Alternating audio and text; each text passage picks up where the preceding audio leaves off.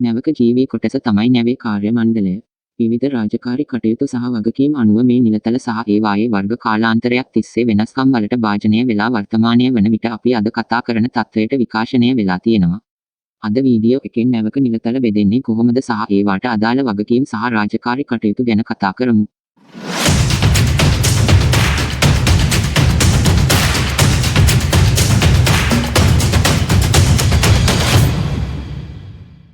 අපි මේ video series එකේ කලින් වීඩියෝ වලින් වෙළඳ නාවික අංශය හෙවත් මර්චන්ට් නේවි ෆීල්ඩ් එක ගැන මූලික සහ වැදගත් දේවල් කීපයක්ම කතා කළා.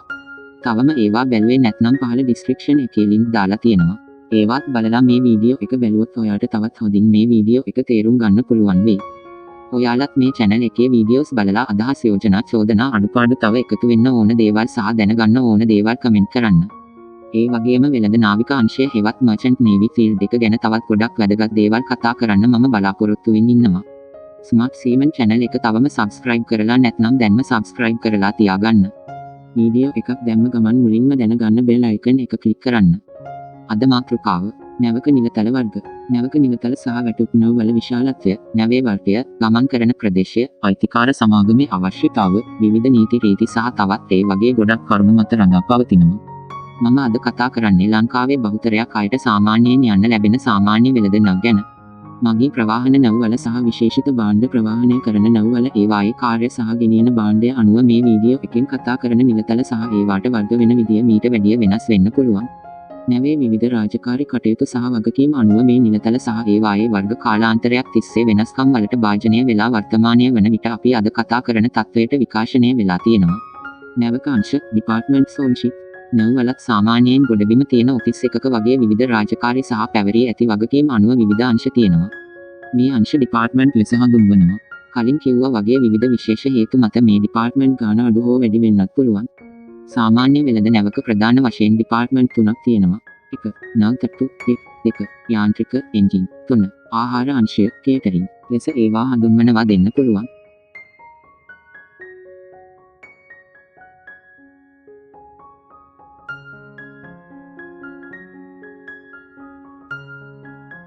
මුළු ක්‍රෝ එකටම සහ නැවටම ප්‍රධානියා කපිතාන් කැප්ටන් වන අතර ඔහු යටතේ එක් ඩිපාර්ට්මන්ට් එකකට වෙන ප්‍රධානීන් ඉන්නවා. මේ විදියට ඩිපාර්ට්මන්ට් බෙදිලා තියෙන්නේ කළමනාකරණයේ පහසුව සඳහා.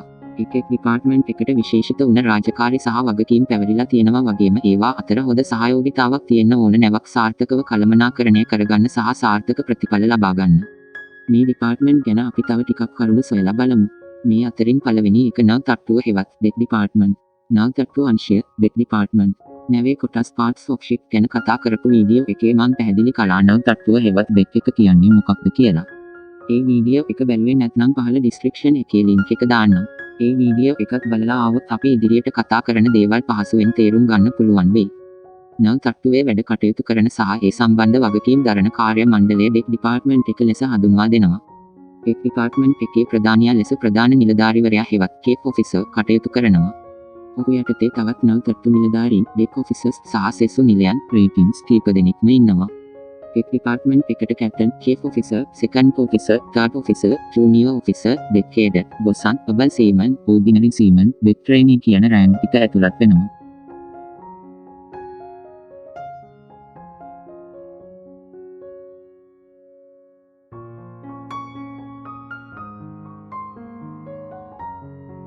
නව් තට්ටු අංශයේ රාජකාරී duties of deck department. Deck department එකේ රාජකාරී කටයුතු ගැන කෙටියෙන් සඳහන් කළොත් නැවේ ගමනාගමනයේ හැසිරවීම, නැවිගේෂන්, භාණ්ඩ ප්‍රවාහනය සම්බන්ධ කටයුතු, කාගෝ හැන්ඩ්ලින්, සංනිවේදන කටයුතු, කමියුනිකේෂන් සහ නැවේ පරිපාලන කටයුතු, ඇඩ්මිනිස්ට්‍රේෂන්, නව් තට්ටුවේ නඩත්තු කටයුතු, මේන්ටේනන්ස්, නැවේ ස්ථායීතාවය පවත්වාගෙන යාම, ස්ටැබිලිටි, නැව පිරිසිදුව පිළිවෙලකට තබා ගැනීම, ක්ලීන් සහ ටයිඩි ඇතුළු තවත් බොහෝ වගකීම් සහ රාජකාරී කටයුතු රාශියක් ඩෙක් ඩිපාර්ට්මන්ට් එකට පැවරිලා තියෙනවා.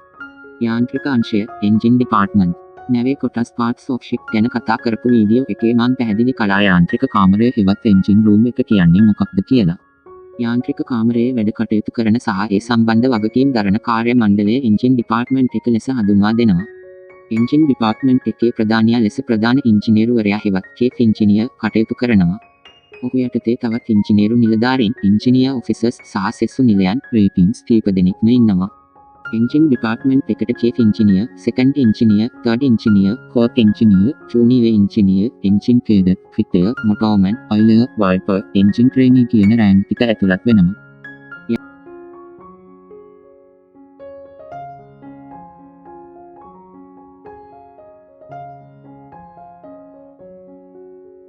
යාන්ත්‍රික අංශයේ රාජකාරී duties of engine department.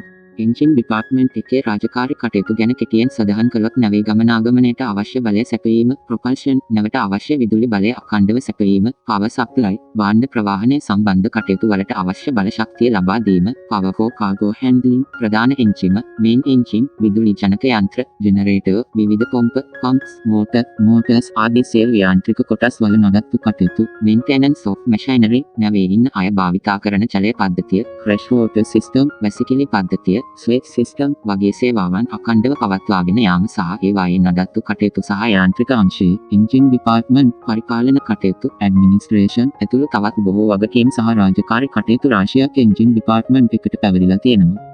ආහාර අංශය කේටරින් ඩිපාර්ට්මන්ට් ආහාර අංශයක් නැවක ප්‍රධාන කාර්යයක් ඉටු කරනවා. නැවේ කාර්ය මණ්ඩලයට අවශ්‍ය ආහාර පිළියෙල කිරීම සිද්ධ කරන්නේ මේ අංශයෙන්.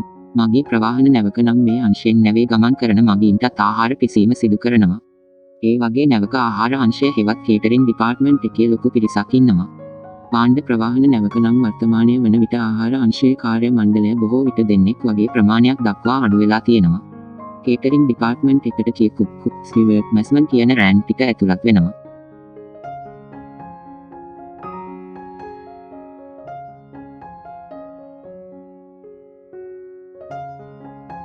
ආහාර අංශයේ රාජකාරී duties of catering department.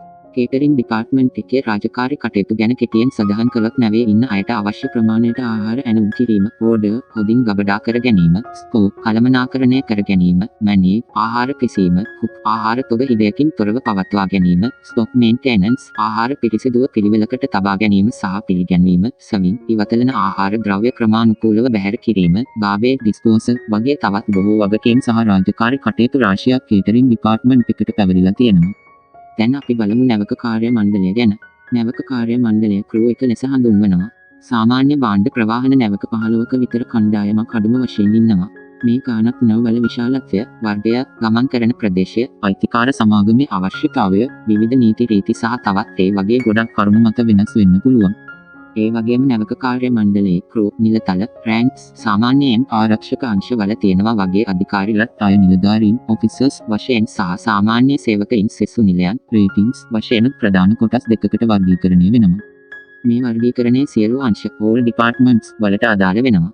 ඒ කියන්නේ සියලුම ඩිපාර්ට්මන්ට් වල නිලධාරීන්, ඔෆිසර් සහ සෙසු නිලයන්, රේටින්ග්ස් ඉන්නවා.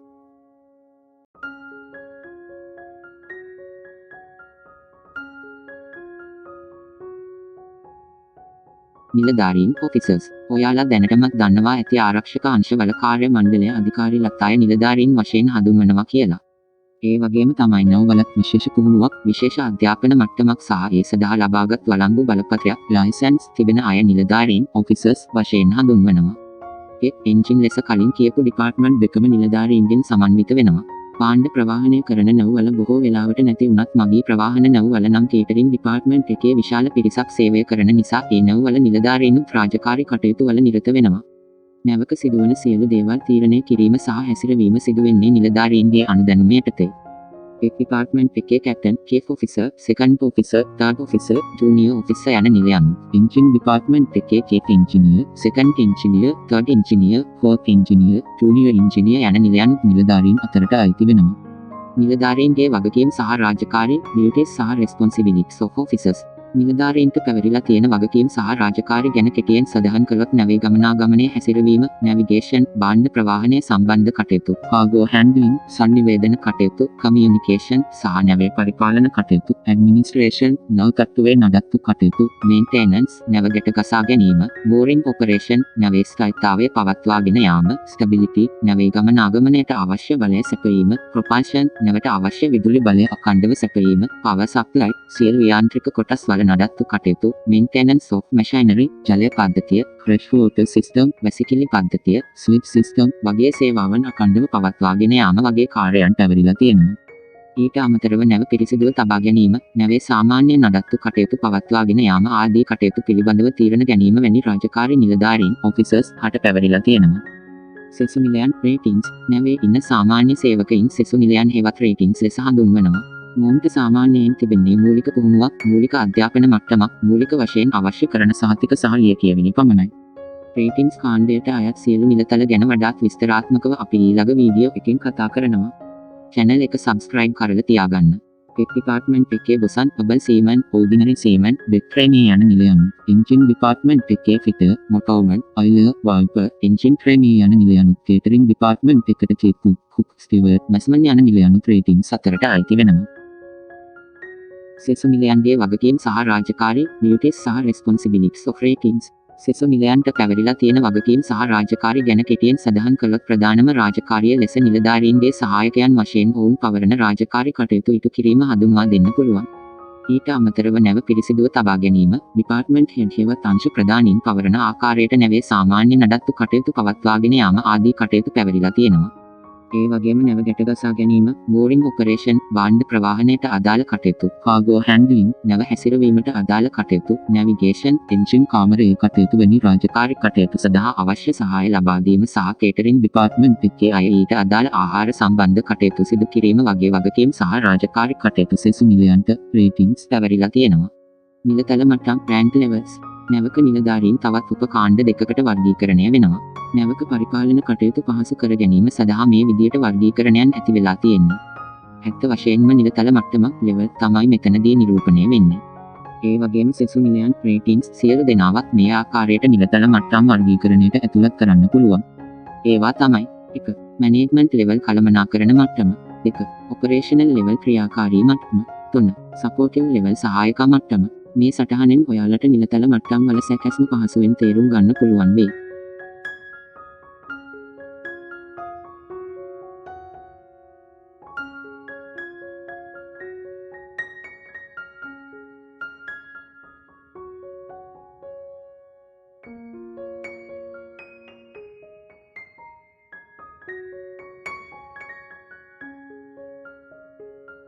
එක මැනේජ්මන්ට් ලෙවල් කළමනාකරණ මට්ටම.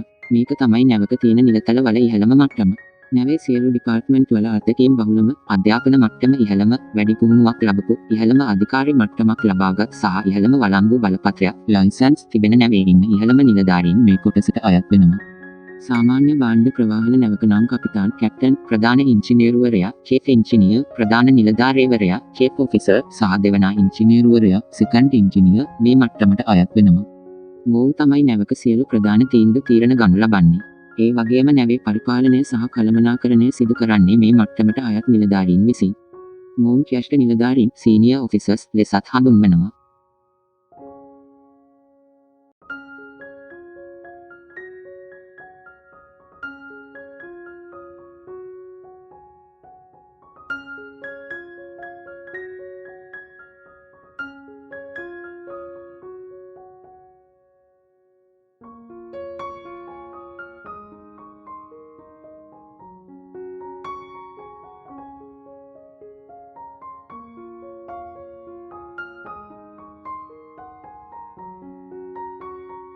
දෙක. ඔපරේෂනල් ලෙවල් ක්‍රියාකාරී මට්ටම. නැවක කනිෂ්ඨ නිලධාරීන්, ජූනියර් ඔෆිසර්ස් මේ කාණ්ඩයට අයත් වෙනවා. නැවේ සියලු ඩිපාර්ට්මන්ට් වල අධ්‍යක්ීම්, අධ්‍යාපන මට්ටම, පුහුණුව සහ අධිකාරී මට්ටම අතින් ශ්‍රේෂ්ඨ නිලධාරීන්ට වඩා පහතින් සිටින සහ වළංගු බලපත්‍රය, ලයිසන්ස්, මූලික මට්ටමේ තිබෙන කනිෂ්ඨ නිලධාරීන් මේ කොටසට අයත් වෙනවා. සාමාන්‍ය භාණ්ඩ ප්‍රවාහන නැවක නම් දෙවන නිලධාරී, සෙකන්ඩ් ඔෆිසර්, තෙවන නිලධාරී, තර්ඩ් ඔෆිසර්, තෙවන ඉංජිනේරුවරයා, තර්ඩ් ඉංජිනියර්, හතරවන ඉංජිනේරුවරයා, ෆෝර්ත් ඉංජිනියර් ආදී නිලයන් මේ මට්ටමට අයත් වෙනවා. මොවුන් තමයි නැවක මැනේජ්මන්ට් ලෙවල් එකෙන් ගනු ලබන සියලු ප්‍රධාන තීන්දුව තීරණ ක්‍රියාවට නම් වනු ලබන්නේ. ඒ වගේම නැවේ පරිපාලනය සහ කළමනාකරණය සිදු කිරීම සඳහා සහාය දැක්වීමත් මෙම කනිෂ්ඨ නිලධාරීන්, ජූනියර් ඔෆිසර්ස් ගෙන් සමන්විත ඔපරේෂනල් ලෙවල් එකෙන් සිදු වෙනවා.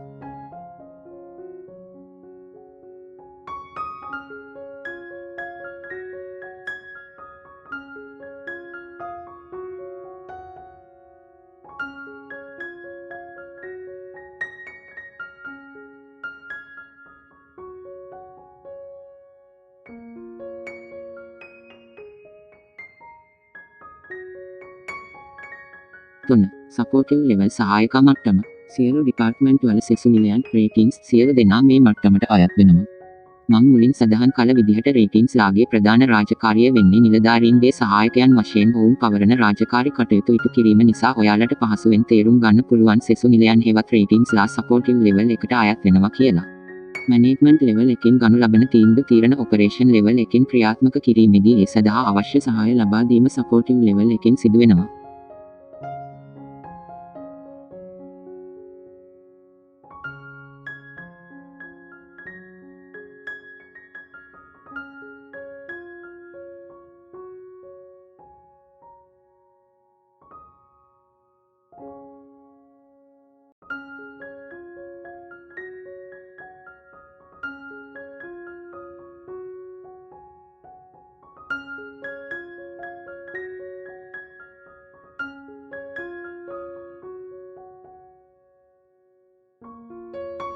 අපි සාරාංශයක් බලමු. නැවක අංශ හෙවත් ඩිපාර්ට්මන්ට්ස් 3ක් තියෙනවා. ඒවා තමයි ඩෙක්, එන්ජින්, කේටරින්. නැවක ක්‍රූ එක අධිකාරීලත් අය නිලධාරීන් හෙවත් ඔෆිසර්ස් ලෙසත් සාමාන්‍ය සේවකයින් සෙසු නිලයන් හෙවත් රේටින්ග්ස් ලෙසත් ප්‍රධාන කාණ්ඩ දෙකකට බෙදෙනවා. ඒ වගේම මැනේජ්මන්ට් ලෙවල් හෙවත් කළමනාකරන මට්ටම, ඔපරේෂනල් ලෙවල් හෙවත් ක්‍රියාකාරී මට්ටම සහ සපෝටිව් ලෙවල් හෙවත් සහායක මට්ටම ලෙස රෑන්ක් ලෙවල්ස් 3ක් තියෙනවා.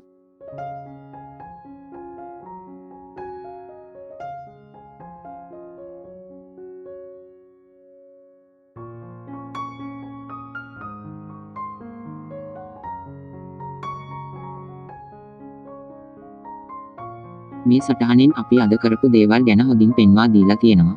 මේ සියලුම නිලතල වර්ගීකරණයන් අයත් එක් නිලයන් හෙවත් රෑන්ක්ස් එකින් එක පිළිබඳව සවිස්තරාත්මකව ඊළඟ වීඩියෝ එකෙන් කතා කරන්නම්. එතකල් channel එක subscribe කරලා තියාගන්න. අදට වීඩියෝ එක මෙතනින් නවත්තන්නම්. දිගට අපිත් එක්ක රැඳිලා ඉන්න. ස්තුතියි.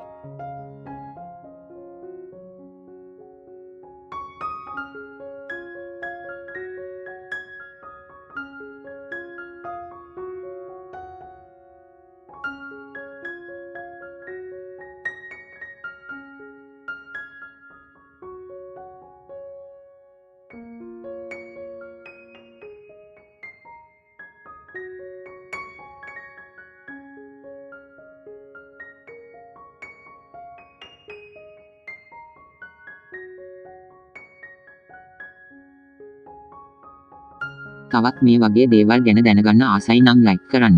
ප්‍රශ්න, යෝජනා, චෝදනා සහ අනුපාඩු කමෙන්ට් කරන්න. වැදගත් වෙයි කියලා හිතෙන කෙනෙකුට බලන්න ෂෙයා කරන්න. මේ වගේ දේවල් ගැන ඉදිරියේදී බලන්න channel එක subscribe කරන්න. වීඩියෝ අප්ලෝඩ් කළ බව මුලින්ම දැනගන්න bell icon එක ක්ලික් කරන්න.